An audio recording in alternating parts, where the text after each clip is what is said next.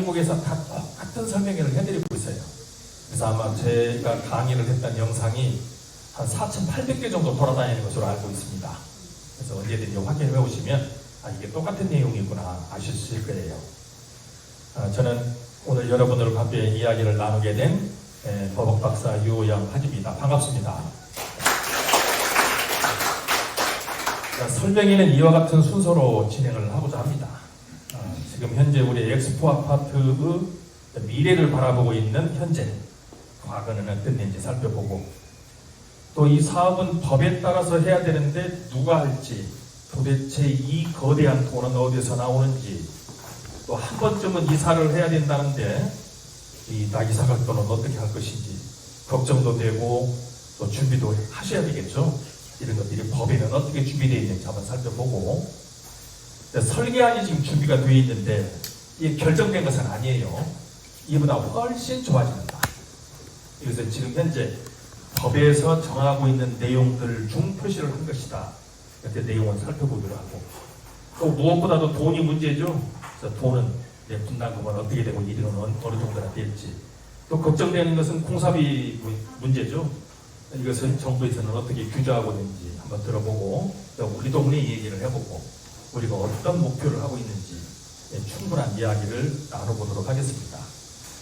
또 이제 이야기가 진행되는 중에 궁금하신 내용들을 중간에 질문을 하시면 이야기가 끊어져요. 그래서 끝까지 들으시고 질문을 주시면 더욱 좋겠고, 그 시간은 또 충분한 시간을 갖도록 하겠습니다. 우선 우리 아파트 유상을 보기 전에 우선 대전이라는 곳이 어떤 곳인지를 우리가 알고 가는 것도 중요할 것 같아요. 대전은 국가가 시장입니다. 좀 어안이 벙벙한 얘기죠. 우리는 서울 중심의 수도권이 있고, 다음에 경상도 쪽, 여기에가 대한민국 주요 산업기지가 있습니다. 그런데 대전에는 대한민국의 핵심 브레인들이 위치를 하고 있죠. 이게 대전이에요. 그리고 구체적으로 어떤 내용인지 볼까요? 그래서 지금 대전은 국토 중심으로 보면 중부권 거점 도시인데, 이런 거점 도시가 되었던 이유는 한반도 특성이죠. 6.25 전쟁이 난 뒤로 또 전쟁이 나면 이거 큰일이죠. 그래서 이 전체 국토 계획을 준비를 할 때 대전의 위상을 어떻게 할 것인가, 여기서부터 고민이 시작이 됐던 거죠. 자, 그 결과 70년도 말에 박정희 정부에서 임시 행정수도를 대전을 정했었어요. 그때 정했습니다. 기억 안 나시죠? 그 결과 대전 정부청사 돌았죠. 대전 정부청사 있지 않습니까? 이게 박정희 정부 때 임시 행정수도를 옮기고자 했을 때 결과물입니다.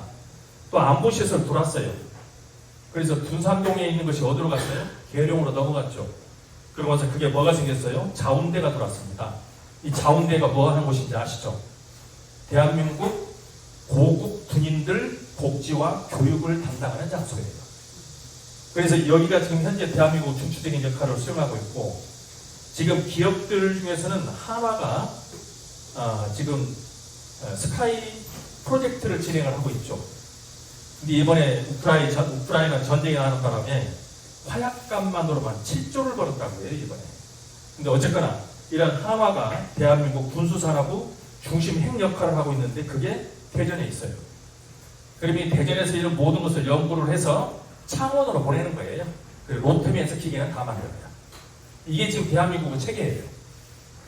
그래서 지금 현재 대전이 국가가 전체 시장으로 자리를 잡고 있다는 뜻이고, 그러고 나서 이게 없어졌느냐, 그게 아니죠. 노무현 정부 때 행정수도 이전 얘기가 나왔고, 이재명 정부에서 과학도시를 만들겠다고 또 천명을 했습니다. 자, 그러면 이 내용으로 볼 때는 이제는 한반도를 중심으로 볼 때 대전이 중심으로서 역할을 할 수밖에 없는 시대가 왔어요. 이게 대전입니다. 그런데 또 걱정되는 것은 또 도시가 소멸하고 있다는 점, 그리고 이 도시가 소멸하는 것은 인구 감소에 대해서 걱정들을 많이 하고 있죠. 그러면 소멸되지 않는 도시, 미래 가치가 있는 도시는 무엇으로 결정할까요? 그래서 기준은 또 이렇게 정하고 있죠. 인구 증가입니다. 일단 사람이 줄어드는 데는 쳐다도 보지 마세요. 여러분들이 한국 부동산 투자를 할 때도 그 지역의 인구 조사를 들여다보는데 인구 센서스 조사표를 살펴보시는데 짧으면 3년, 길면 5년 단위로 보셔야 돼요. 그런데 그것이 인구가 감소가 지속적으로 되더라. 그거는 투자하면 안 돼요. 망하는 부동산이에요.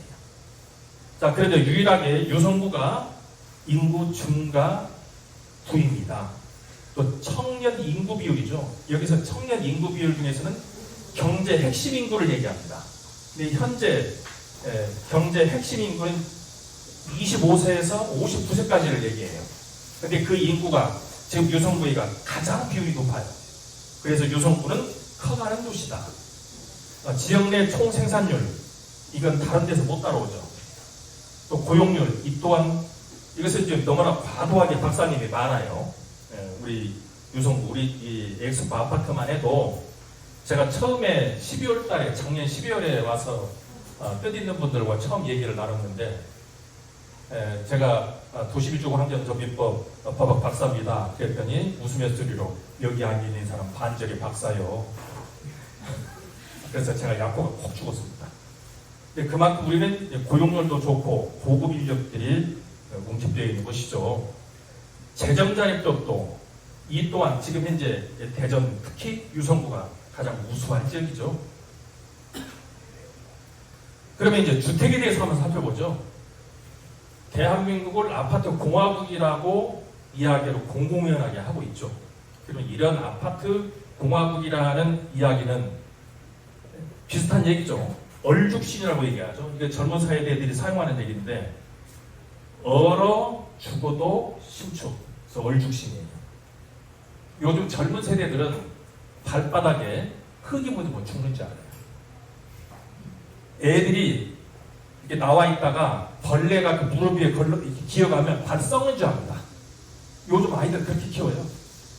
그러다 보니 요즘은 아파트에서 아파트 입주를 계속 지속적으로 하고 있고, 특히 더 재밌는 앙케이트 조사 중에서는 아파트를 고향이라고 생각하는 젊은 세대가 20대, 30대에 되어 있다는 거예요. 그러면 대한민국은 앞으로도 주거문화에 있어서는 아파트가 생활의 중심이 될 것이다. 그런데 이 아파트 중에서도 대단지가 인기가 있습니다. 그 이유는 주민 편의시설과 커뮤니티 시설이 갖춰져서 그렇죠. 자, 그런데 가게도 우리 엑스포는 이거 없어요. 없잖아요. 그래서 지금 뒤에서 살펴보겠지만 상대적으로 가치가 저평가되어 있는 거예요. 이거 갖춰야 됩니다. 그런데 30년 전만 해도 우리 아파트 아주 좋았죠. 근데 이것만으로 가지고는 요새는 충족하지 않습니다. 예를 들어서 그 도서관 하나만 하더라도 어린애들이 다니는 키즈 도서관, 초등학생이 다니는 도서관, 중고등학생 도서관, 다음에 어른들이 전문가가 공부할 수 있는 전문가 도서관, 그리고 스터디를 할 수 있는 그런 또 회의실, 이렇게 고루고루 갖춰져 있어요. 이게 요즘 아파트에서 준비하고 있는 상태죠. 또 이 커뮤니티 시설 중에서 운동시설도 보면 깜짝 놀랍니다. 여러분들 혹시 시간이 있으시면 개포주공 3단지나 또는 서초 그랑자 이런 데 한번 들어가 보세요. 뭐 별게 다 있어요. 골프장은 기본이고 실내 수영장 있고 프라이머 있고 또 농구장 있고 별게 다 있습니다. 그래서 모든 것이 원스톱 생활이 되는 것이 대단지에서 가능하죠. 우리도 이 가능성을 가지고 있죠. 지금은 없습니다. 또 주변 여건이 이렇게 큰 단지가 들어오다 보니 학교나 쇼핑센터나 병원들이 자리를 잡게 되죠. 그래서 자꾸만 대단지로 몰려가죠. 그런데 이 아파트는 새로 지어질 때마다 점점 현대화됩니다. 웃으며소리로 아파트는 집사람한테 물어보라고 그러죠. 아저씨들이 와서 분양사무소에서 실컷 얘기 듣고 나서 도장 찍으시죠. 그러면 대답이 집에 가서 집사람한테 물어봐야 된대요. 그래서 아저씨들은 도장 못 찍어요. 찍을 수 있어요? 솔직하십니다. 자, 그런데 이것은 그만큼 이 구조 변화들이 여성 중심으로 바꿔간다는 거예요. 그래서 여성분들이 분양하우스에 들어와서 이 아파트 불편해. 그러면 분양 끝난 거예요. 그래서 모든 아파트들이 생활 편의시설로 점점 바뀌어가다가 그리고 고초가 되면서 프라이버시가 중시되는 시대로 바뀌었죠. 옛날에는 아파트에서 이 전체가 아파트라면 이 중앙이 로열층이었죠. 로얄층, 로얄 층수에 해당이 됐는데 요즘은 안 그래요. 로얄층, 이쪽이 로얄층입니다. 맨 꼭대기로 가에 있는 곳, 사생활이 보호받는 곳, 이곳을 로얄층이라고 해요. 시대가 바뀐 거예요. 그래서 요새 집도 고층화되고 있죠. 그런데 향후 주거 계획에 대해서 또 앙케이트를 해봤습니다. 그 결과 80%가 앞으로 아파트에서 살 것이다라고 응답을 했어요. 그리고 현재 부동산 거래되고 있는 내용들 중 76%가 아파트예요. 그래서 대한민국은 영원한 아파트 공화국이다. 이 대한민국이 주어진 현실인 것 같습니다. 근데 우리는 강남이라는 것에 대해서 소망이 많죠. 그러면 강남적인 삶이란 무엇일까? 한번 고민해 보셨습니까? 강남적인 거. 무엇을 강남적이라고 할까요? 다들 강남 하고 있죠. 여러분도 강남입니다. 한번 볼까요? 우선 강남적 삶이란 주거는 아파트에서 생활하는 것을 전제로 합니다. 자, 강남 한번 보세요. 서초, 강남, 송파 어때요? 다 아파트 주거지역이에요. 두 번째, 경제적으로는 중산층들 이상이 생활을 하는 곳이라고 생각합니다. 그래서 이분들은 경제 수준이 거의 비슷비슷해요. 별로 말썽이 없습니다. 근데 지금 엑스포 아파트 어때요? 지금 경제 인구가 70% 이상이에요. 지금도. 그래서 중산층들이 살고 계시고 이제 경제 생활을 하지 않는 분들도 윤택합니다. 그래서 지금 현재 경제적으로도 중산층의 지위를 유지하고 있다. 문화적으로도 지식과 교양이 한양이 되어 있는 사람들, 그래서 문화적으로도 어울림을 갖고 있죠. 교통도 보겠습니다. 교통은 바둑판식으로 돼서 소통이 되어야 되죠. 이거 비교할 수 있는 것이 김포 한번 보겠습니다. 김포가 신도시가 만들어졌는데 망했어요. 망한 이유, 김포에서 강남을 나오기 위해서 버스를 1시간 기다려야 돼요. 망한 거예요. 그러면. 근데 우리는 어때요? 이제 지금 현재 뒤에서 보겠지만 조만간에 전철도 놓여질 것 같고 교통도 편해요. 그리고 여기는 지금 정리가 잘 돼 있죠. 앞으로 더 정리될 것 같아요. 프라이버시는 어떻습니까? 단지가 형성이 돼서 외부인들 못 들어오게 하죠. 우리는 다소 개방적입니다만 향후에 우리가 아파트를 건설하게 되면 입주민들 외에는 출입이 조금 복잡해질 거예요. 그래서 이제 프라이버시를 보장하고 있는 생활을 하더라. 강남 사람들이 그렇다는 겁니다. 자, 편의시설은 어때요? 원스톱 생활이 됩니다. 강남에 있는 아파트들에서는 일단 퇴근하면 안 나가요. 거기에 들어와서 식사하고 운동하고 충분히 쉬고 생활이 다 이루어져요. 그래서 원스톱 생활이 되는 것들도 강남적인 삶의 하나로 보고 있죠. 그리고 대형 쇼핑몰이 들어오게 되죠. 그래서 대형 쇼핑몰들이 이제 백화점과 병원 이런 것들이 함께 어우러져서 생활의 편의성을 도모해 주죠. 하나 더 있습니다. 물이 있어야 돼요. 이 강남적인 삶 중에서 물이 필요합니다. 왼불 처음에 지금 우리가 한강변 얘기를 하는데 실질적으로 이 물에 대한 처음 이야기는 잠실에서 시작이 됐어요. 잠실에서 한강 물을 끌어들여서 석촌호수를 만들고 주변에다가 집을 짓기 시작했어요. 그러다 보니까 물 주변에 살면서 수변 공간이 만들어졌죠. 그러면서 이틀이 강남적인 생활이 되기 시작한 거예요. 그러고 나서 이제 어디로 점핑이 됐어요? 일산으로 갔습니다. 그래서 일산 호수공원 옆에 멋진 집들이 들어오기 시작했어요. 그 다음에 어디로 갔어요? 김포 아락길 옆으로 갔는데 이건 망했어요. 망한 이유, 객길 가는데 뚝이 있어서 아무것도 안 보여요. 실패한 작품이에요. 근데 지금 우리는 어때요? 여러분들의 집에 자산으로 갑천이 있습니다. 이거 우리가 잘 만들어 보면 좋을 것 같아요. 그러면 이런 것들, 주거, 경제, 문화, 교통, 그리고 물까지 합해서 이런 것을 합해서 강남적인 삶이라고 하더라. 그러면 강남 한번 만들어 보죠. 어떻게 해요? 제국적으로. 그런데 이제 아파트 상품성에 대해서 한번 보시죠. 요즘은 젊은이들은 이 아파트, 집에 대한 생각이 어르신들과 많이 달라요. 어떻게 다르냐면 구축, 옛날에 지어진 집은 중고나라 당근마켓 정도로 생각합니다. 이런 얘기를 들으면 어르신들은 이런 버르장머리 없는 놈들 이게 무슨 소리야 이게. 집은 가족들이 모이고 화목하게 지내고 안식처이고 이런 생각을 하시죠. 요즘 젊은이는 그렇지 않아요. 주식 투자나 집 투자나 또는 금 투자나 선물 투자나 석유 투자나 그 중 하나일 뿐이에요. 그래서 요즘 젊은이들하고 얘기해 보면은 어느 지역에 너 있어? 이렇게 물어봐요. 어디 살아가 아닙니다. 너 어느 지역에 집 있어? 이 투자 개념으로 바뀐 거예요. 자, 그래서 새로운 신축은 백화점 신상으로 생각해요. 그러면 중고나라도 가지고 있지만 신상이 나오면 이에 대해서 매력을 이끌고 신상을 사는 것처럼 아파트도 신상을 구입을 해요. 이게 지금 대한민국 주거 문화가 됐어요. 이 점에 대해서 우리가 착안을 좀 할 필요가 있죠. 그럼 엑스포 현황을 한번 살펴볼까요? 우리는 대전은 섬입니다. 우리가 동떨어져서가 아니고 시내에서는 좀 떨어져 있기는 해도 이 지역이 워낙 학력이 높고 특수한 사람들만 살기 때문에 대전은 섬이라고 불러요. 나쁜 의미에서 섬이 아니고 좋은 의미에서 섬이에요. 학력도 높고 생활 수준도 높고 그래서 대전에서는 섬으로 부릅니다.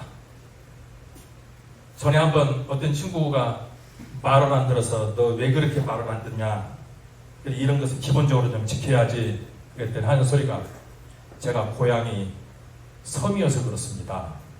어느 섬인데 여의도입니다. 여의도도 섬은 섬이죠. 예. 근데 그런 여의도처럼 우리도 유성구는 대전은 섬처럼 존재하는 거예요. 근데 현재 20대는 급감하고 60대 이상은 증가하고 있습니다. 성장이든 자녀들은 떠나고 고령층만 계속 남게 된다면 점점 요양원으로 바뀔까요?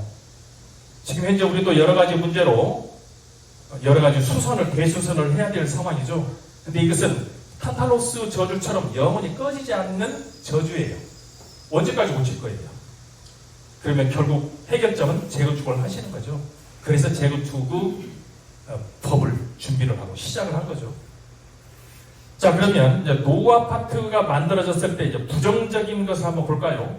우선 노후화가 되면 20년 이상 된 아파트를 얘기합니다. 관리비 증가하죠. 우리도 똑같습니다. 그리고 어느 단지든 아파트가 20년이 되기 시작하면 주민 간 갈등이 생기기 시작해요. 이걸 해야 됩니다. 한쪽 이상 하지 말자. 이것도 해야 됩니다. 그걸 왜 해? 이렇게 해서 갈등이 생겨요. 그래서 대한민국 20년 이상 된 아파트에서는 피해갈 수 없는 여건입니다.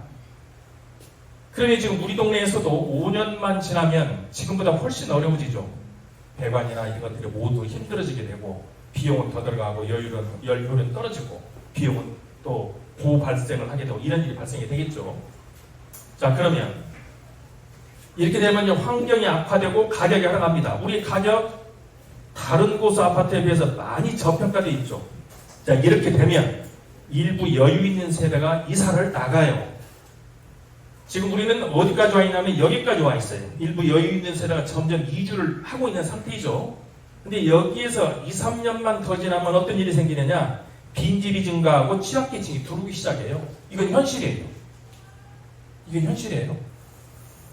그러면 취약계층이 들어오면 슬럼화가 더 진행이 되고 그에 따라서 거주자 안전위협이 되면서 사회 문제가 가속화됩니다. 근데 여기서 뱅글뱅글 돌아요. 그럼 여기서 뱅글뱅글 돌게 되면 어떤 현상이 발생이 돼요? 사는 대로 생각하게 돼요. 생각하는 대로 살지 않으면 사는 대로 생각하게 됩니다. 이게 바꿀 때가 됐다는 뜻이에요. 이것을 긍정적으로 한번 살펴보겠습니다. 그래서 젠트리피케이션이라고 얘기를 하죠. 지금 이제 계획상의 자료를 보아서 아시다시피 2000세대 이상의 신축 분양분이 있어요. 여기에 젊은 층을 유입을 해서 젊은 아파트를 구성하고자 하고 그렇게 되면서 인구가 증가하고 또 실수요자들도 옆에 많은 산업단지들이 들어오기 때문에 실수요자도 많을 뿐 아니라 저번에 설명을 하면서 깜짝 놀랐습니다. 주변에 있는 거주자들이 여기가 집이 지어지면 들어오겠다고 얘기를 해요. 그래서 좀 살짝 놀랐어요. 그래서 지금 수요자는 넘친다는 것이고 또 과학, 인재, 영입도 우리가 해야 되죠. 더 중요한 것은 이쪽 부분 관련해서 키자니아 유치를 할 계획이에요. 이게 서울에도 5개밖에 없습니다. 인구 1000만 도시에 5개 있어요.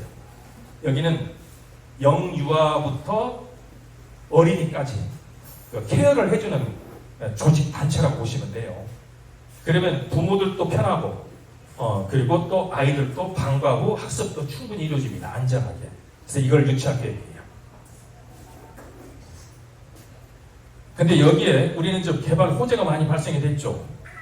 그래서 이 부분에 대해서 이제 함께 공부를 하고 있는 교수들과 브레인스톰을 한번 한 적이 있어요. 이 엑스포 아파트가 이러한 호재가 발생되더라. 그랬더니 한 사람이 단번에 얘기합니다. 몰아주네. 몰아주고 있습니다. 특히 우리는 이 하수 처리장 때문에 가격이 많이 저평가됐는데 이게 이미 시작이 됐죠. 이거 나가고 나면 과학단지 들어오죠. 전민역 들어옵니다. 그리고 교통 문제 완전 해결돼요. 그 외에도 많은 개발 호재가 있죠. 여기서 주목하는 것은 우리는 지금까지 매우 친숙하게 들어왔던 것이 천지인합일이죠. 자, 이것은 땅이 돕고 있어요. 땅이. 그리고 하늘도 돕고 있습니다. 하늘은 뭔지 한번 보시죠. 그러면 우리만 잘하면 돼요.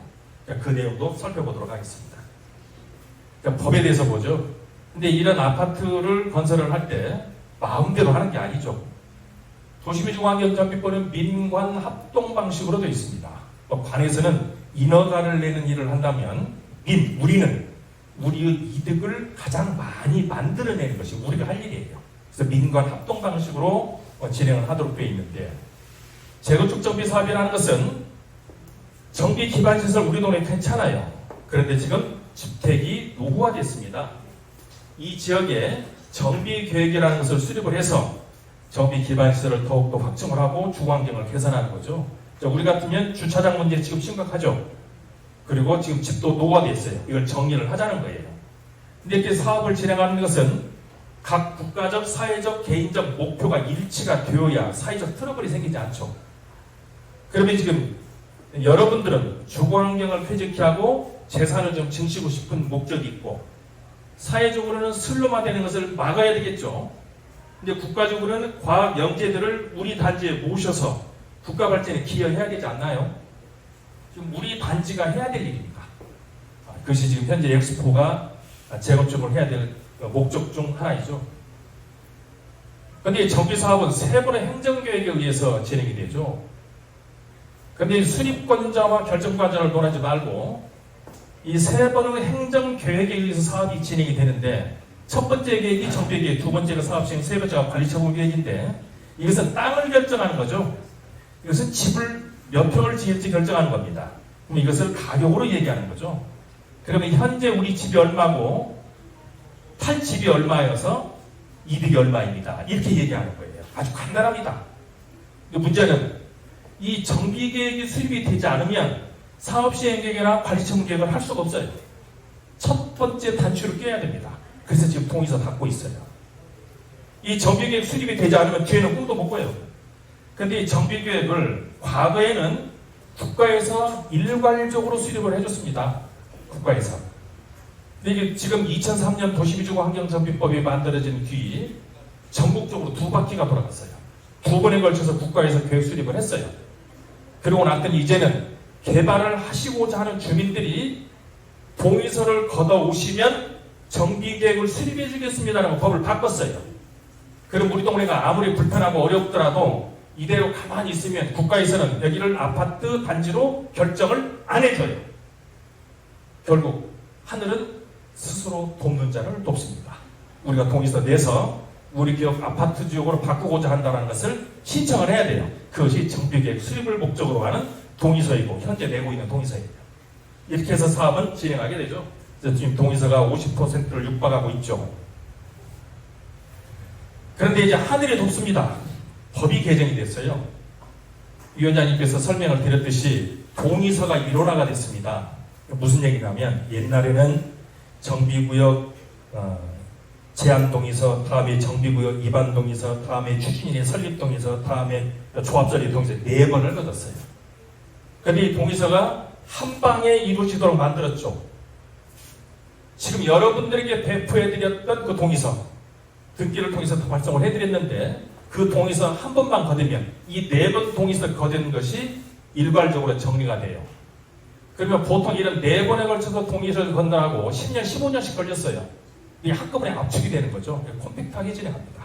기회입니다.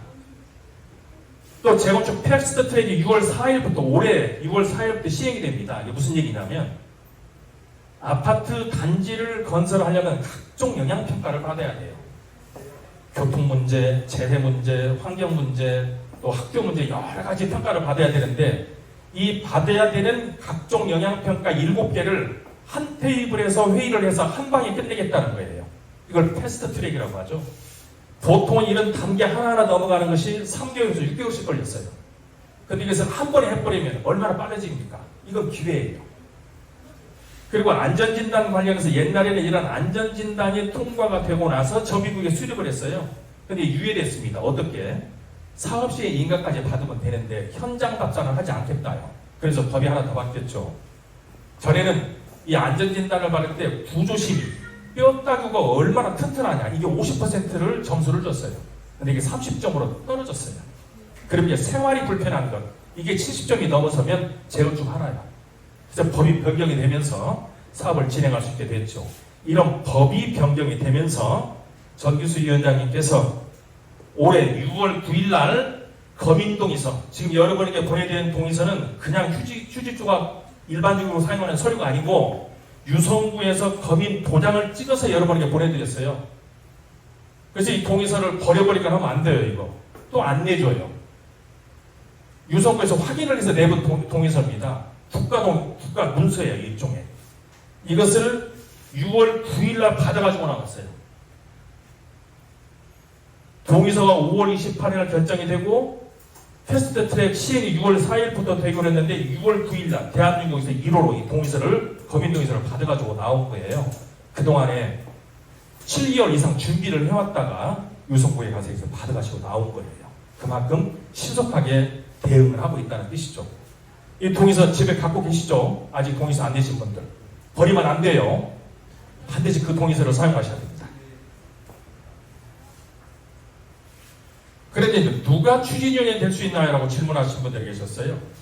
소유자이면 누구나 활동을 합니다. 그래서 우리 구역에서도 이 추진위원으로 활동하실 수 있도록 SNS를 통해서 보내고 공문도 보내고 대자보도 붙이고 이런 활동을 했고 또 추진으로 오셔서 활동을 하면 이런 일이 있습니다라는 설명을 2번이나 했어요. 이렇게 해서 지금 현재 우리 구역에도 135명의 추진위원이 준비가 된 거예요. 그 과정을 경유했습니다. 몇 달 동안 했던 거예요. 그런데 이 사람들은 돈을 받느냐? 아닙니다. 저는 무급 봉사단체예요. 지금 봉사하고 있습니다. 지금 노란 조끼 입고 밖에도 계신 분들 계시죠? 이분들 전부 다 무료 봉사하고 계신 분들이죠. 근데 엉뚱하게 입대위에서 월급 준다더라. 그런 얘기가 어디 있습니까? 그런 일 없어요. 그래서 이것도 오해라는 거. 근데 추진위원회 제도는 이 추진위원회는 사람 사료로 비교를 한다면 이게 뱃속에 있는 아이예요. 이게 뱃속에 있는 거예요, 지금. 그런데 이 추진위원회는 토지동 소유자 10% 범위 내에서 활동을 하는데 우리는 135명이 활동을 하고 있고 50% 이상 동의를 받으면 승인을 내줍니다. 우리 곧 승인 날 거예요. 그리고 조합설이 되면 이 추진위원회는 없어지는 거예요. 이 추진위원회의 기간은 짧을수록 좋겠죠. 그래서 바로 조합이 돼야 됩니다. 그러면 이제 이 추진위원회를 경유해서 우리는 이제 조합으로 움직이게 될 텐데 조합이 뭔지 보죠. 조합은 여러분들이 이 조합이라는 것을 만드는 행위예요. 이걸 합동행위라고 하죠. 그런데 이 조합이 만들어지면 어떤 기능이 있느냐면 가장 중요한 것은 건설사업자로 의제 등록이 되는 겁니다. 우리는 현재 사반자료도 없어요. 그럼에도 불구하고 건설사업자로 의제 등록을 해서 조합을 설립했다. 그것은 우리가 건설사가 되었다. 그 뜻이에요. 그러면 시공건설사들하고 여러분 조합하고 한번 비교해 볼까요? 이 건설사들은 자기네들이 땅을 사서 자기네들이 집을 짓고 이 집을 팔아서 이득을 그 사람들이 가져가는 거예요. 근데 여러분들은 자 있는 땅에 여러분 지금 살고 계시잖아요. 있는 땅에 여러분들이 집을 지어서 여기에서 발생되는 이득은 여러분한테 가져가는 거예요. 이 건설사예요. 그래서 이 사업은 여러분들이 조합이라는 건설사를 만들어서 사업을 진행한다는 것. 이게 조합입니다.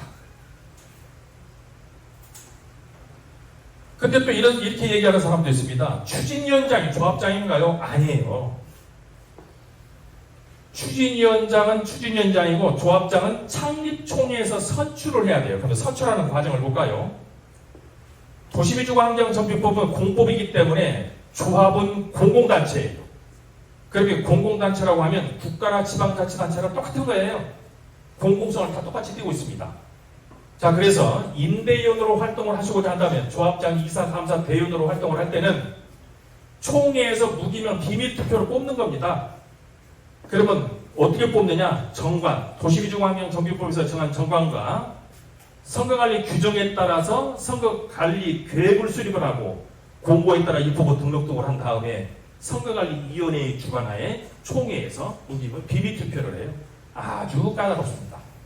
얼마나 까다롭느냐면 지금 정비조합에서 사용하고 있는 이 선출 규정이 공공단체 단체장 및 임원 선출에 관한 규정 더하기 일반적으로 조합에서 사용했었던 선출 규정 더하기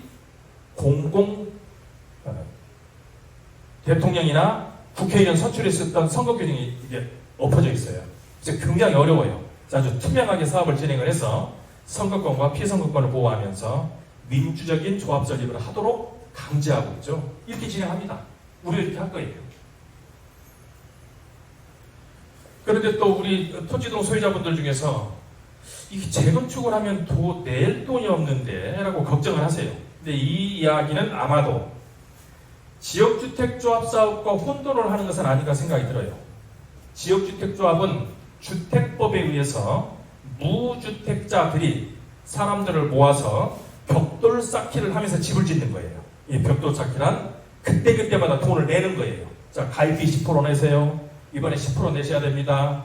이번에 사업인가 받기 위해서 10% 더 내셔야 돼요. 다음에 인가 받기 위한 5% 토지가 필요합니다. 10% 더 내세요. 다음에 건축비 필요합니다. 10% 더 내세요. 사업이 진행을 되는 과정에서 계속 돈을 내면서 사업을 진행을 해왔어요. 그러다 보니 우리도 이 재건축을 하게 되면 내가 돈 내야 되나? 이런 걱정을 하시는 것 같아요. 근데 우리는 주택법이 아니고 도시민주환경정비법에 따라서 사업을 진행하고 있기 때문에 이 정비사업을 진행할 때는 그 누구도 돈을 내는 사람은 없습니다. 우리만 내는 게 아니고 대한민국에서 이 정비사업을 하면서 조합원이 중간에 돈 내는 사람은 한 명도 없어요. 자, 그럼 이 많은 돈을 어떻게 할까요? 자, 여기에서 좀 번외 얘기를 한번 하죠. 미국 이민법을 보면 기분 나쁘게 돼 있어요. 아주 기분 나쁩니다. 우선 학위 소지자, 국제대회에서 1등한 사람, 이런 사람들은 이민 신청을 하게 되면 일주일 내에 이민 오세요 하고 이민장이 바로 떨어져요. 두 번째 이민 나가는 사람은 이제 투자 이민이에요. 지금은 5억을 투자를 하고 5년 기다리면 영주권이 나와요. 이것도 안 되면 이제 노동 이민을 갑니다. 5년 동안 한 구역에서 5년 동안 노동을 하고 나면 영주권이 나와요. 그래서 노동력과 자금과 브레인을 다 빼가는 거예요, 미국에서. 아주 기분 나쁘게 돼 있죠. 그런데 투자 이민 중에서는 또 세 가지로 나눕니다. 하나는 국가에서 프로젝트를 운영하는 것, 하나는 지방정부에서 운영하는 것, 하나는 개인이 하는 것. 근데 개인이 하는 것에서 이 일을 하게 되면 더 빵꾸 나요. 최소한 주에서 하는 정도, 가장 안전한 것은 국가에서 프로젝트를 운영하는 곳에 5억을 집어넣어야 내가 안전하게 영주권을 받아가요. 자, 그러면 이 얘기를 하는 이유, 이 사업은 공법에 의해서 국가 책임하에 진행되는 사업입니다. 그래서 자금 관련해서 국가의 책임하에 이렇게 제도적으로 준비를 해놨습니다. 보시는 대로 우리 단계처럼 되어 있는 지금 추진위 단계에서는 PM이나 정부에서 자금을 대여받아서 조합을 설립하고, 조합이 설립되면 시공사를 뽑죠. 그러면 시공사에서 보증금으로 사업비를 빌려줍니다. 그러고 난 다음에 관리처분 인가를 받게 되면 은행에서 돈을 빌려주기 시작해요. 그러고 나서 조합에서 착공을 하면 분양처분하죠. 조합이 이때부터 수입이 들어와요. 그럼 빌렸으면 또 갚는 거예요. 그리고 나서 맨 마중에 입주할 때 정산을 하도록 되어 있죠. 그럼 이것은 제도적으로 법에서 규정을 두고 있고 돈 흐름을 준비를 해놨어요. 자, 이 과정에서 조합원들 돈 내는 사람 있나요? 없어요. 어느 조합이든 조합원들이 중간에 돈 내는 일 없습니다. 이것은 국가 목적적으로 공법에 따라서 진행되는 사업이기 때문에 국가 책임하에 이렇게 진행이 되고 있어요. 그런데 또 이런 걱정을 합니다. 지금 현재 우리가 추진이 설립하고 조합을 설립하려고 하는데 만일의 경우에 중간에 조합 설립이 안 되면 이거 돈 어떻게 누가 내야 돼? 이거 동의서 낸 사람이 책임 지는 거 아닌가? 이렇게 걱정하는 분도 있어요. 내지 않습니다. 만일에 조합 설립이 되지 않았을 때 판례가 관리처분에 준하는 토지 등 소유자의 결의가 없는 한 개인에게 돈 못 받아간다고 못을 박았어요. 그래서 한 사람 한 사람한테 돈 지급할 수가 없어요. 그래서 실질적으로 이런 일이 경기도 구리에서 있었죠. 그런데 여기서도 조합 설립이 안 됐습니다. 그랬더니 광역지자체에서 총 비용은 40%, 그리고 해당 지자체에서 30%, 그리고 남은 금액은 세금으로 경감을 해서 토지동 소유자들에게 돈을 물린 사례가 없어요. 근데 괜히 이런 걱정도 하세요. 잘 모르시니까 그럴 수는 있습니다. 그러니까 걱정도 안 하셔도 됩니다. 자, 그런데 또 이사를 하려면 내가 돈이 있어야 돼. 집을 빌려서 갈 텐데, 그러면 이 이자는 또 어떻게 할까요? 또 이렇게 걱정하시는 분 계셨죠. 근데 이 또한 도시미주환경정비법에서는 제도적으로 사업 진행하는데 자금이 준비되시지 이것도 정리가 잘 되어 있죠.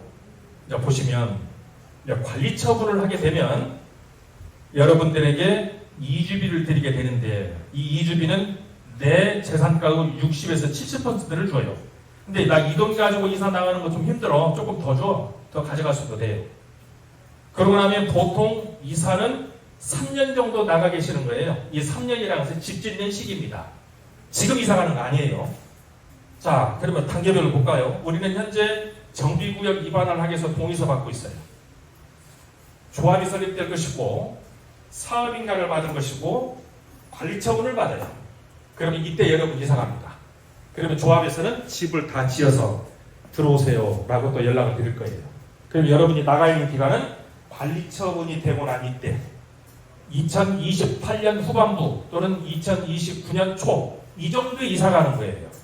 근데 이제 재개발 사업을 재건축을 합시다 그랬더니 지금 이사 가는 줄 알아요. 이사 지금 안 가요. 지금은 행정적인 업무를 진행할 때입니다. 그래서 이사 시기는 2028년 말 또는 29년 초에 이사를 가는데 3년 정도 이사를 할 것이다. 그러면 이주비는 어떻게 줄까요? 말씀드린 것처럼 국가정책과 금융정책에서 주는데 60에서 70% 정도로 기본 이주비로 나갑니다. 그러면 이 이주비 비용은 말씀드린 것처럼 종전자산평가 금액에서 주는 것인데, 이자는 어떻게 할까요? 그래서 조합은 사업비로서 납입을 합니다. 개인이 매월 이자를 내보라고 했더니 이자를 못 내서 어떻게 돼요? 신용불량이 된 적이 있었죠. 여수에서 있었던 사람입니다. 그래서 요즘은 사업비에서 이자 납부를 다 하죠. 어디서 낼까요? 우리 2000세대 분양분 있지 않습니까? 사업 이득 있죠. 여기에서 대신 내는 거예요. 그래서 여러분들이 이자 안 내요. 그러면서 이주비 정산은 준공 입주시 정산을 하게 되죠. 그런데 서울 깍쟁이들, 경기도에 있는 깍쟁이들이 이주비를 받아서 뭘 하는지 좀 봤어요. 봤더니 이걸 가지고 재산 증식을 하더라는 거죠. 그럼 여러분들도 이제 우리가 재건축을 한다가 아니고 지금 현재 내가 가지고 있는 이 자산으로 나는 자산 포트폴리오를 어떻게 할까 고민할 때가 됐어요. 한번 고민할 때 됐습니다. 이 사람들 돈 받아서 어떻게 쓰는지 볼까요? 이주비를 받아서 가면 이주를 하는데 주변에서 비슷한 집을 하나 사가지고 여기서 살고 계시고, 조합에서는 집을 다 완성을 할 겁니다. 그러면 준공 시점에 어느 것을 선택할 것인지 결정하게 되더라는 거죠. 이렇게 해서 재테크를 하고 있어요. 자, 그러면 이런 걱정도 하십니다. 그러면 내가 여기서 집을 사면 1가구 2주택 되는 거 아닌가요? 아니죠. 관리처분이 되고 나면 여러분들이 이사 가고 나면 철거를 해서 여기는 집이 없어요. 집이 없으면 1가구 2주택이 돼요? 안 되죠. 그래서 분양권만 가지고 계시다가 집이 완성이 됐을 때 결정을 하는 거예요. 이렇게 해서 재테크를 하더라는 거죠. 고민해보세요. 그런데 우리는 지금 이런 것을 한 번도 안 해봤기 때문에 저게 될까라고 의문을 합니다. 의문 갖지 마십시오. 하고 있는 짓입니다. 또 내 아이가 학교에 다니고 있다고 얘기를 하시죠. 이것도 걱정 안 하셔도 됩니다. 특히 이제 압구정동 같이 복잡한 지역에서도 이 문제들이 모두 교육 자치권과 통합권이라는 대원칙에 따라서 정의를 했죠. 공통학군에 있으면 현 거주지를 선택을 해서 등교를 할 것이고, 멀리 가게 되면 개별 등교를 하거나 전학을 선택할 수 있죠. 그런데 나는 좀 멀리 이사를 가야겠는데, 그런데 난 여기서 학교를 다니고 싶어. 또는 여기서 계속 학교를 다니고 싶은데 이거 어떻게 해야 돼? 고민하시는 분들 계시죠? 이런 분들을 경우 봤더니 한 2달 정도 먼저 빨리 이사를 나가셔서 자리를 잡더라는 거죠. 그러면 지금 현재 우리가 이사 시기를 언제라고 했죠? 2028년 후반부, 2029년 초에 이사 갑니다. 그럼 이때 졸업을 하는 것은 별 어려운 일은 없을 것이고, 여기에 학령이 걸려있는 경우는 이것도 활용해 보시라는 것과, 또 교육당국에서는 조합과 협의를 통해서 교육권을 인정할 수 있도록 협의하도록 되어 있습니다. 그래서 별 문제 없이 학교 문제도 정리가 되더라는 거죠. 설계안 한번 보죠. 근데 설계안 관련해서도 이거 확정된 거 아니에요.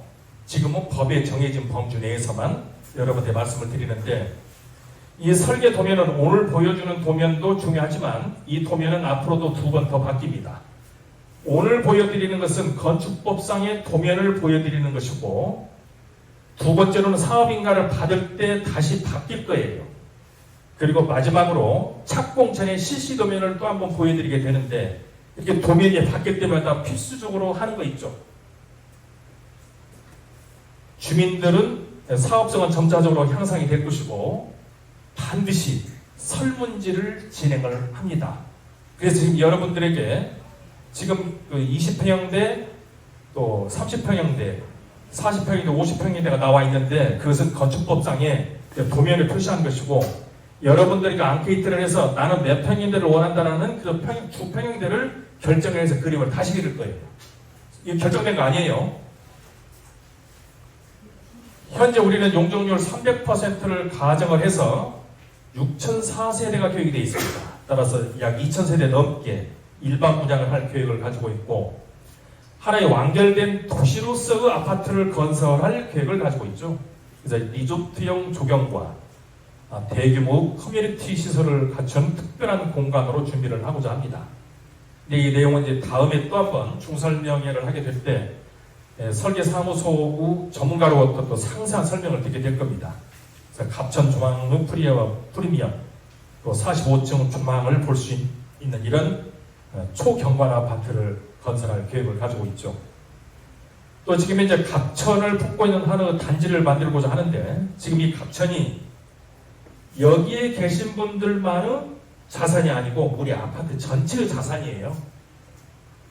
그래서 모두가 다 향유하는 것이죠. 산이나 강이나 누구 것이 아니지 않습니까? 그것처럼 이 갑천에 접하고 있는 이 갑천은 우리 아파트 모두 것이라는 것. 그래서 갑천을 볼 수 있도록 3면 개방형 베란다를 준비를 해봤고, 층고도 2.5m 더 높여볼 생각입니다.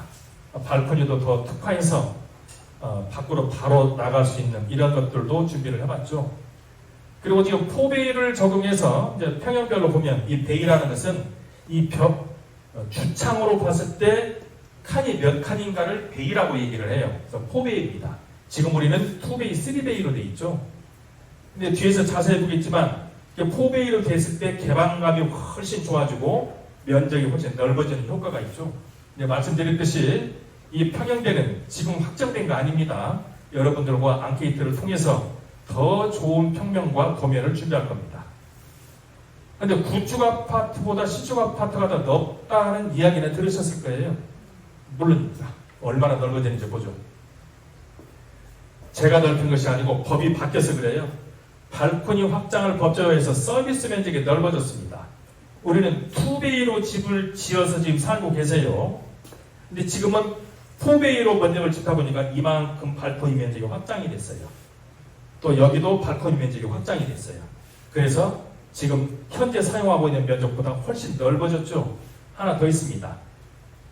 옛날에는 중심선 치수로 내 전용 면적을 계산을 했어요. 무슨 얘기냐면 옆집과 나와의 중간 가운데, 그럼 이 벽 반절은 남 거고 반절은 내 거였어요. 그렇게 해서 내 지구 면적은 이 벽의 보이지 않는 면까지 합해서 내 전유 면적, 세금 내는 면적이었어요. 근데 이제는 안목지수, 눈으로 보이는 것, 다시 말해서 벽 면부터가 내가 사용하고 있는 실사용 면적으로 법이 바뀌게 됐죠. 그럼 이 벽 두께만큼 내 면적이 넓어진 겁니다. 실질적으로 수치로 한번 확인을 해봤습니다.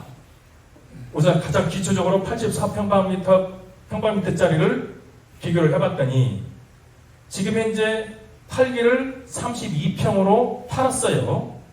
근데 세금은 25평으로 세금을 내는 거예요. 전용민족으로 세금 내는 겁니다.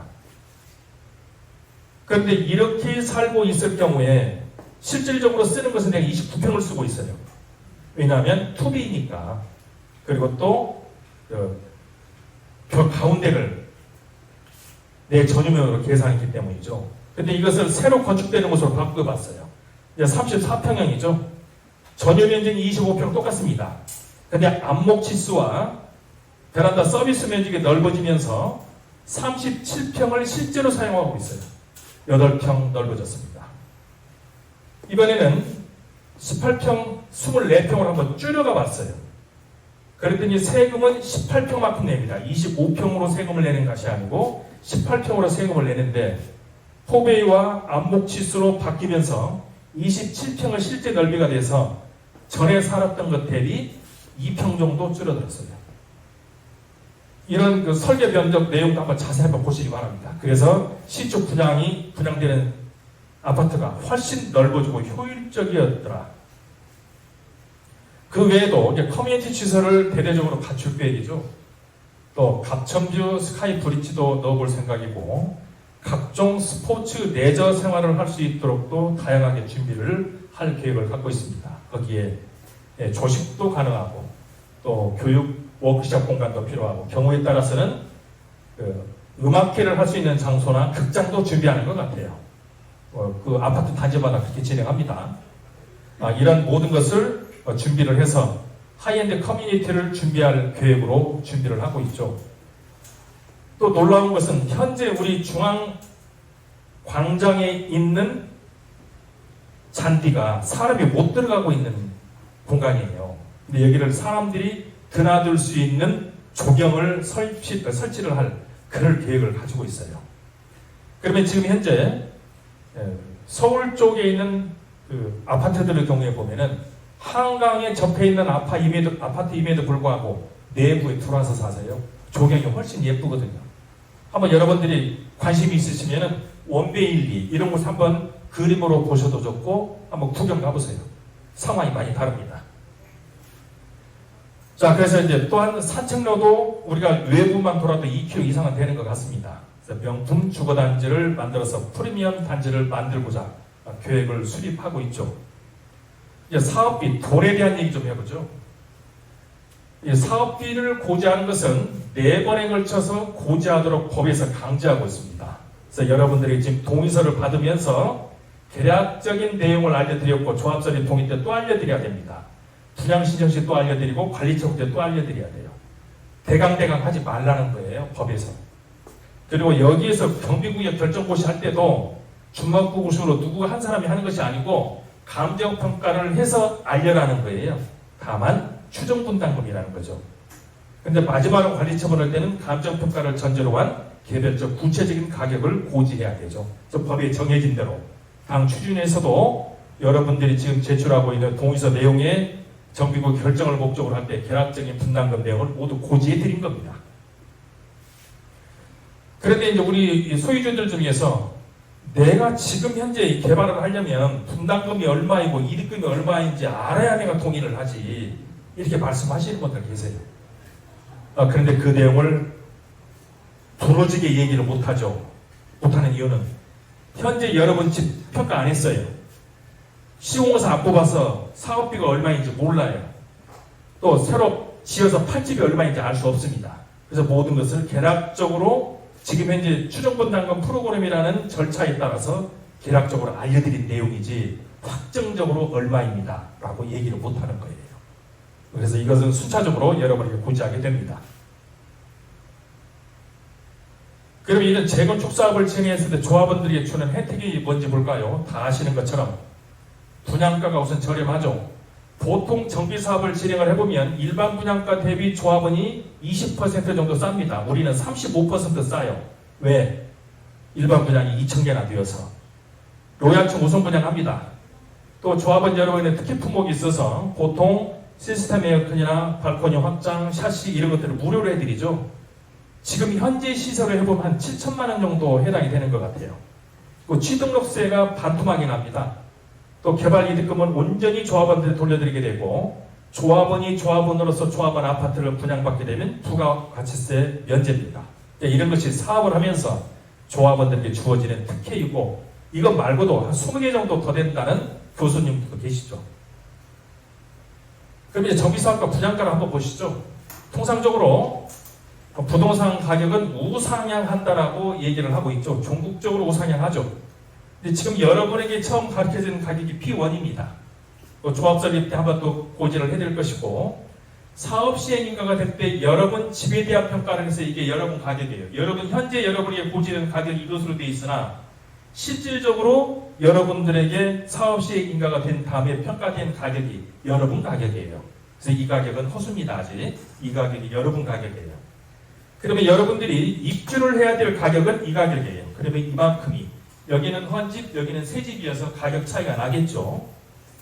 그런데 실질적으로 여러분들이 입주를 할 때는 이 가격입니다.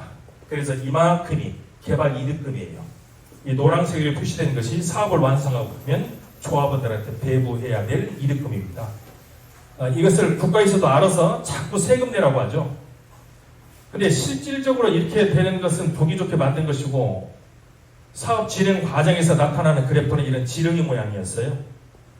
지금 이제 우리 동네에서도 이런 현상 나타나고 있죠. 뒤에서 상세히 보겠지만, 정비구역 지정이 되고 나면 가격이 한번 가파르게 올라가요.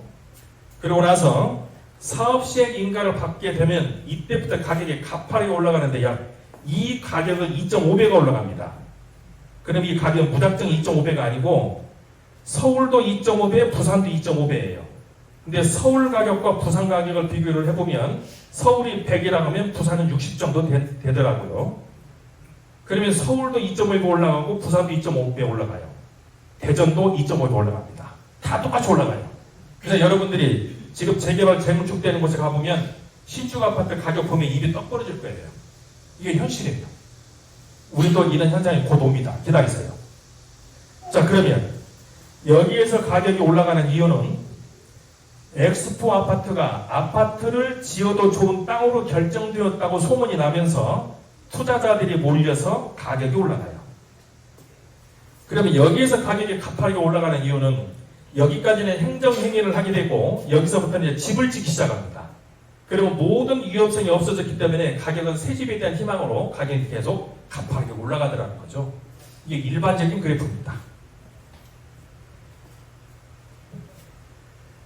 자, 그런데 하기는 해야겠는데 새 집에 들어갈 분담금이 없어서 걱정하시는 어르신들 계시죠. 근데 젊으신 분들이 별로 걱정 안 해요. 근데 이제 은퇴를 하신 분들이 더 겁이 납니다. 이유, 내 경제 시계가 멈췄기 때문에 그래요. 내 경제 시계가. 근데 이 개발이 시작이 되면서 경제 시계가 움직이기 시작합니다. 지금도 움직입니다. 뭐 볼까요? 이것은 여러 가지 대응 방안이 준비가 되어 있죠.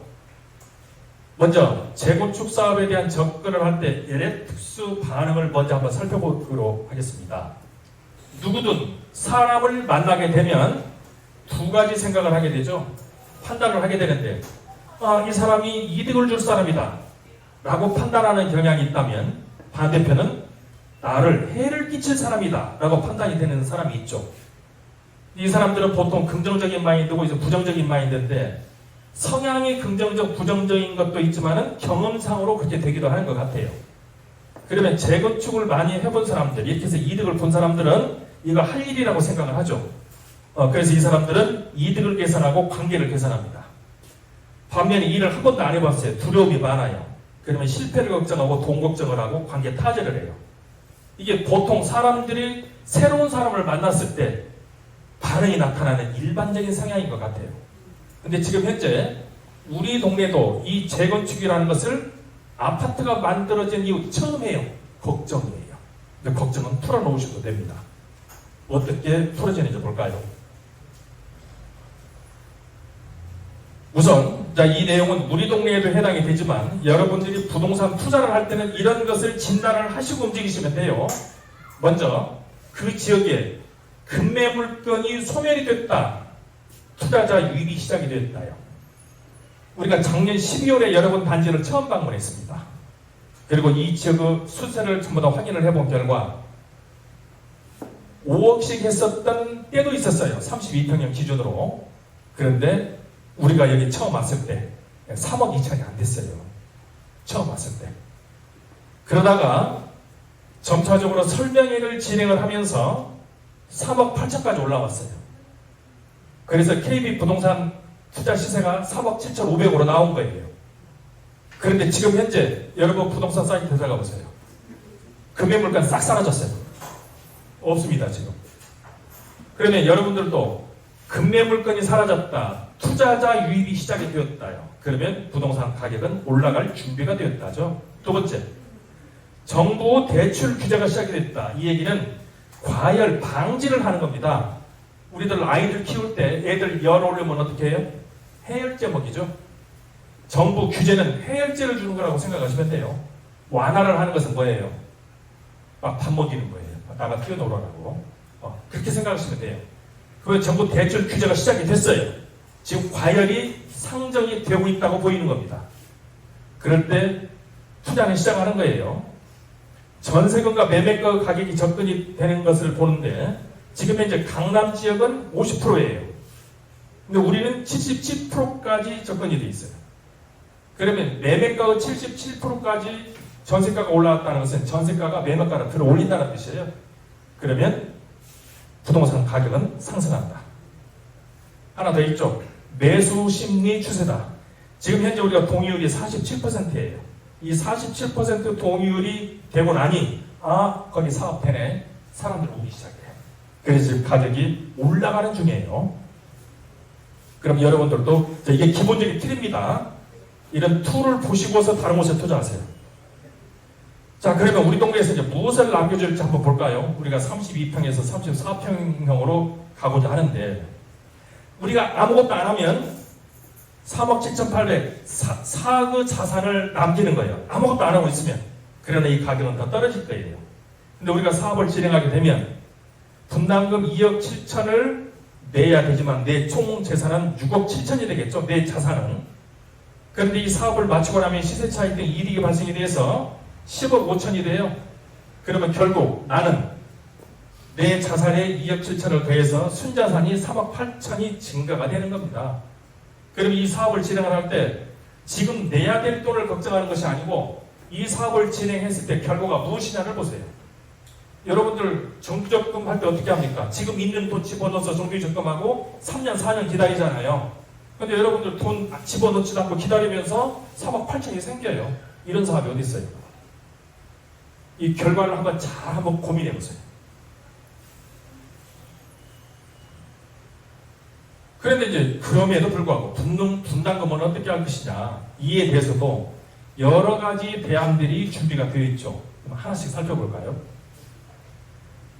주택 공급 원칙에 따르면 사업을 진행을 하면서 새로 집을 사게 되면 계약금 20%, 중도금 10%씩 6번 그리고 잔금 20%를 내고 입주를 해요. 엑스포 아파트도 처음 입주할 때 이렇게 하셨어요. 그래서 중도에 이렇게 돈 내라고 어깨가 휘었을 겁니다. 근데 재개발정비 사업을, 재건축정비 사업을 할 때는 어떻게 합니까? 계약금 없어요. 그리고 중도금 안 냅니다. 그리고 입주 시 정산을 해요. 그래서 입주 시까지 분담금 걱정 없이 계시면 돼요. 입주할 때 정산해요. 그래서 중간에 돈 내는 사람 없다고 그랬죠. 이렇게 제도적으로 준비합니다. 또 이런 것도 있습니다. 입주 잔금 유예입니다. 보통 아까 말씀드린 대로 사업을 진행하면 준공 입주 시 돈을 다 내고 입주를 하는 것이 일반적이에요. 그래서 요즘 시공간조사들은 입주할 때 잔금 다 내시는 것이 아니고 2년 또는 4년 후에 잔금 다 내셔도 좋습니다. 이렇게 입성을 해요. 그러면 새집 가격이 상승이 돼서 이익 발생되는 것은 조합원이었고 이렇게 해서 그 차익을 보전을 합니다. 이런 방법도 있고 또 있죠. 사업을 진행하면서 결국은 이제 분담금 이자 때문인데 이자는 크게 이주비 이자, 사업비 이자, 중도금 이자가 있어요. 근데 이주비 이자는 입주시 상환하면 정리가 될 것이고 사업비는 조합에서 정리를 합니다.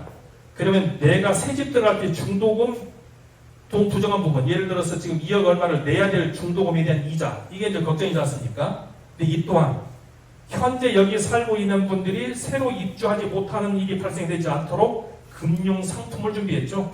입주행사지 금융 상품권을 장기적인 30년짜리를 준비해 놓고 있어요. 그래서 사업을 진행하고 나서 여기에 살고 있던 사람들이 입주하지 못하는 일은 만들어지지 않는다. 이렇게 제도적으로 준비되어 있다는 점. 하나 또 있죠. 정비사업형 주택연금제도입니다. 우리 동네에도 봤더니 권리 분석을 하는 중에 알게 됐던 것이 지금 현재의 집을 주택연금을 활용하는 분이 계셔요. 32평형 기준으로 했을 때 지금 130만 원 정도 주택연금을 받고 계세요.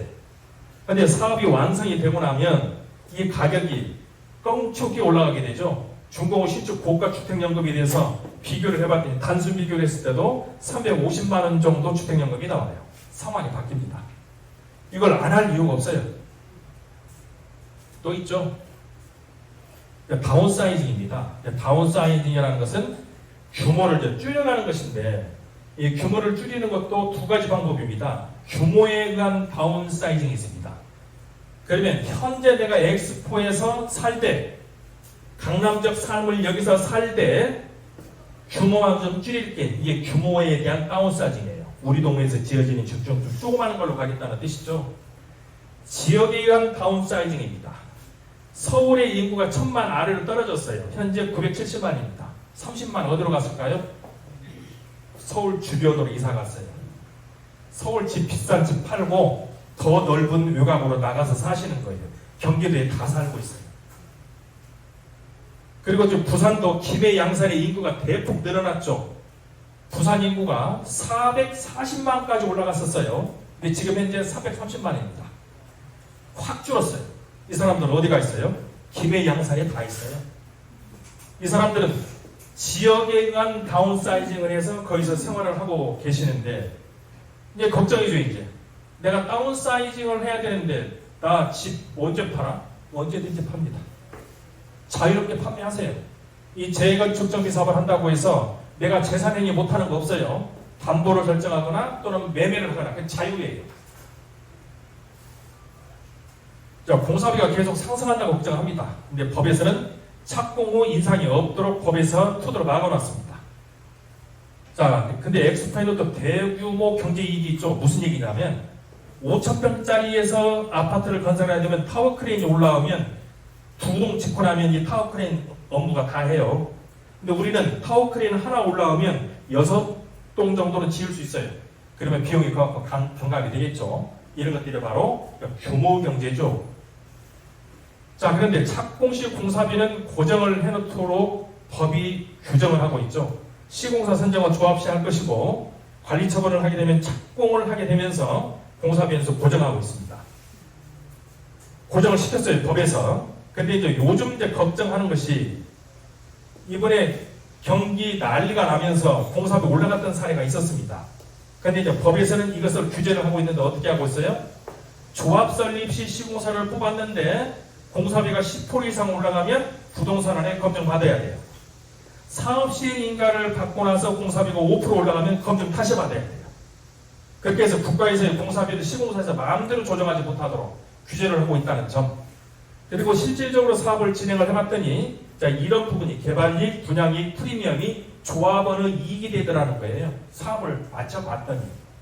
그래서 공사비에 대한 걱정은 안 하셔도 될 것 같다. 근데 경기도 안 좋은데 하필 지금 재건축을 해요. 근데 지금 우리는 트라우마에 갇혀 있죠. 이번에 코로나 때 묶여서도 살아봤고 물자, 물류, 인건비, 금융비용 다 올라가는 세상을 살고 빠져나오는 중이에요. 그러다 보니 지금도 두려운 생각이 있죠. 자, 그러나 지금이 호기입니다. 부동산은 물건을 사는 것이 아니고 시기를 사는 거예요. 부동산은 시기를 사는 겁니다. 자, 어떤 것을 시기라고 하는지 보시죠. 경기부동과 부동산 투자이론에서 보면 무릎에서 사서 어깨에서 팔아라, 소문에서 사서 뉴스에 팔아라, 달리는 만에 올라타라. 어디서 많이 들어봤죠? 어디서 많이 나온 얘기예요? 주식시장에서 나온 소리예요. 이거 주식에서 나오는 소리잖아요. 그런데 이 주식에서 나오는 소리인데 주식은 그때그때 눈에 보여요. 근데 부동산은 눈에 안 보입니다. 이게 주기가 너무 길기 때문에 잘 눈치가 안 채져요. 마치 바닷가에서 조개 캐다가 물에 빠지는 격이에요. 조개 캐고 있다가 물 들어오는 거 모르고 빠지잖아요. 똑같아요. 근데 분명히 부동산에도 주기가 있습니다. 자, 그래서 무릎에서 사서 어깨에서 팔아야 되고 소문에 있어서 뉴스에서 팔아야 되고 달리는 말에 올라타야 돼요. 자, 근데 부동산이 오르는 것은 시간이 갈수록 부호 가치가 떨어지기 때문에 그래요. 그러면 한번 생각해 보세요. 치과 다니시죠? 치과 이 수선 비용 생각해 보세요. 10년이 딱 100% 올라갑니다. 그게 물가 수준이에요. 그러면 여러분들도 지금 이제 분담금 2억 정도 될 것이라고 하는 것이 그 가격이 실제로 입주할 때 되면 20% 정도는 가격이 떨어진다고 보시면 돼요. 그 분담금은 좀 경감시켜도 될 것 같습니다. 자, 그러면 정비사업과 장기 경기 변동 사이클 한번 볼까요? 자, 이것은 출렁출렁한 것이 많이 보이는데 그동안 대한민국이 1차 석유 파동, 2차 석유 파동, IMF 금융위기, 이번에 우크라이나 전쟁 이럴 때마다 출렁출렁했습니다. 대한민국 부동산 가격 떨어졌나요? 떨어졌어요? 안 떨어졌습니다. 왜? 만일에 대한민국 부동산 가격이 떨어지고 내두면 대한민국 자산 디폴트가 일어나요. 그러면 외국 기업들 다 나가요. 대한민국 망합니다. 그러면 정부에서는 어떻게 해요? 부동산 가격 떨어지지 않도록 막아야 돼요. 그래서 윤석열 정부에서 부동산 개방 정책을 계속 폈던 거예요. 그래서 지금 그 영향으로 부동산이 지금 둥실 떠오르고 있어요. 지금이 그 시기예요. 자, 이것을 그림을 한번 다시 그려볼게요. 많은 사람들이 호황기 때 지금 우리 사업 진행해보자고 시작을 했더니 여기에서 매듭을 지었습니다. 박살난 거예요. 이런 조합들이 우리 분담금 나왔다고 아우성입니다. 그런데 실질적으로 쟁이들은 언제 사업합니까? 최저점에서 사업을 시작해서 여기에서 매듭을 지어요. 한번 볼까요?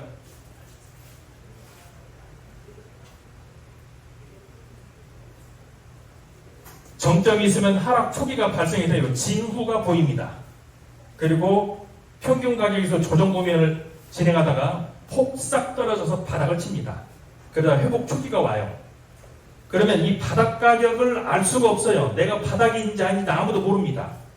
그런데 투자는 이 바닥에서 가격이 2번 정도 꿈틀거릴 때 사는 거예요. 이때가 투자 시기예요. 그럼 여러분들 4가지 얘기했죠. 금매물이 없어진다. 다음에 2번째가 뭐예요? 정부 규제가 발생한다.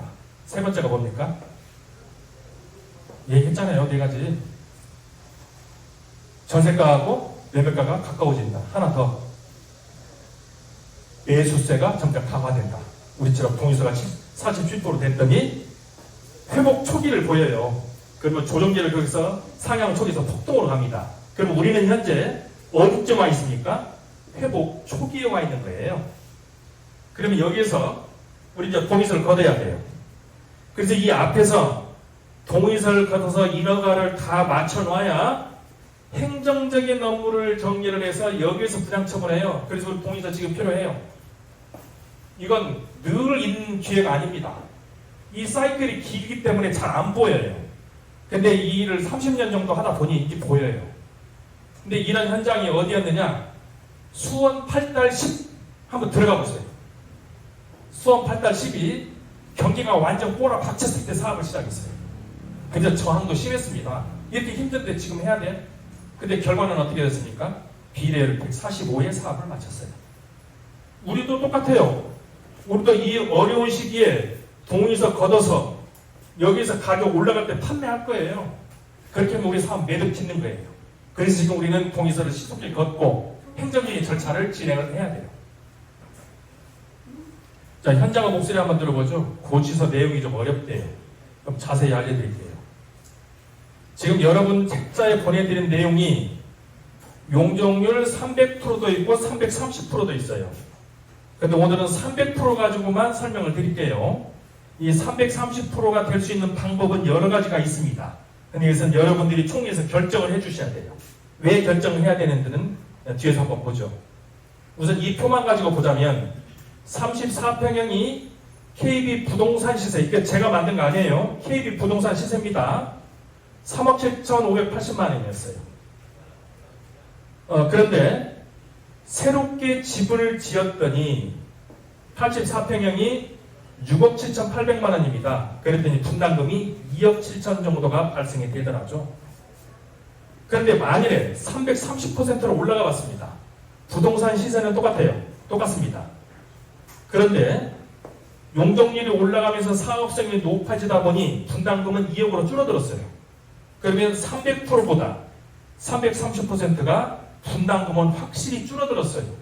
그럼 우리는 300%로 해야 될지 330%로 해야 될지 결단을 한 번은 내려야 됩니다. 그래서 재건축과 같이 선택인데 용적률 330%와 용적률 300%입니다. 300%로 집을 지면 쾌적하고 적정 수익이 있습니다. 근데 330%로 짓게 되면 아무래도 과밀화하고 그렇지만 수익은 최대가 될 거예요. 실행을 해봤어요. 어떤 방법으로? 우리 단지에 일반 아파트를 짓고 임대를 들여놓으면 330%가 돼요. 대신에 일반 아파트가 아닌 고급 아파트를 짓고 임대를 집어넣지 않으면 분양형 고급 아파트가 됩니다. 쾌적하겠죠. 임대를 넣을지 말지 결단해야겠죠. 또 330%가 될 수 있는 것은 지역건설사가 우리 지역에 와서 집을 짓게 되면 용적률을 30% 더 준답니다. 근데 우리는 그거 싫고 일군건설사가 집을 지었으면 좋겠다. 그러면 300%로 집을 지어야 됩니다. 그러면 고급형 분양형으로 집을 짓겠죠. 또 우리 땅을 좀 더 많이 내놓으면 330%더 주겠답니다. 반면에 과밀화되겠죠. 근데 우리가 지분을 유지를 그냥 해서 300%만 짓게 되면 쾌적한 적정 수익이 만들어지겠죠. 그래서 이것은 여러분들이 한 번은 최종적으로 선택을 해주셔야 돼요. 지금 여러분들에게 자료를 제공을 해드리는 것이고 마지막 하나 더 있죠. 법이 계류 중입니다. 지금 이 법이 국회에 들어가서 아직 통과가 안 되고 있어요. 그래서 재개발, 재건축 관련해서 특히 재건축 관련해서는 전체 용적률 10%, 우리 같으면 30% 용적률을 임대를 넣거나 지역건설사가 오거나 기부 체납을 하지 않고도 30%가 더 증액될 수 있는 법이 지금 국회에 들어있어요. 이게 통과가 되면 330으로 똑같이 질 거예요. 근데 이것은 좀 기다리셔야 될 것 같습니다. 자, 그래서 이제 가격 비교를 해봤습니다. 우선 32평형이 3억 7,500인데 이럴 때 비례율은 106이고 조합원 분양가를 1,950만 원으로 했을 때 6억 7천. 근데 일반 분양했을 때는 10억이어서 개발이익금은 3억 3천이고 타 지역과 비교를 했을 때는 13억 2천으로서 최대 6억 이상 개발이익이 확실시 됩니다. 지금 현재 스마트시티가 이 정도 가격인데 이거 2008년짜리 집입니다. 그리고 여기에 꼴랑 편의시설 몇 개 더 있어요. 여러분들이 집 지어놓은 거는 게임이 안 됩니다. 앞으로 34평도 동일한 기준으로 봤을 때 34평형이 KB 기준시세로 4억 6,600만 원이고 분양가는 1910으로 했을 때 8억 3천인데 일반 분양가는 12억 9천입니다. 개발이익은 4억 5천이고 이에 대한 수익금은 6억 이상을 확실히 기대할 수 있습니다. 49평형입니다. 현재 부동산 시세는 5억 4,600만 원이고 조합원 분양가는 1,872만 원으로 그리고 일반 분양가는 3천만 원으로 했을 때 조합원 개발이익은 5억 1,500 그리고 총 개발이익은 9억 이상이 확실시되고 마지막으로 57평형이죠. 5억 7,800만 원이 KB 시세가격입니다. 비례율 106으로 했을 때 조합원 분양가는 1,830만 원 일반 분양가 3천만 원으로 했을 때 조합원 이득은 6억 2천 그리고 최대 10억 이상의 개발이익이 보장이 된 이런 사업체이죠. 이걸 정리를 해봤습니다. 각 평형대별로 3억 4천, 4억 5천, 5억 1천, 6억 3천만 원의 개발이익이 들어가 있는 겁니다. 근데 이 일을 안 할 이유가 없죠. 근데 이제 걱정스럽습니다. 과연 될까? 됩니다. 지금 현재 4,000명 정도 되는 단지에서 불과 2달 넘게 50% 동의서를 얻었다? 이것은 가히 기적이라고 해도 돼요.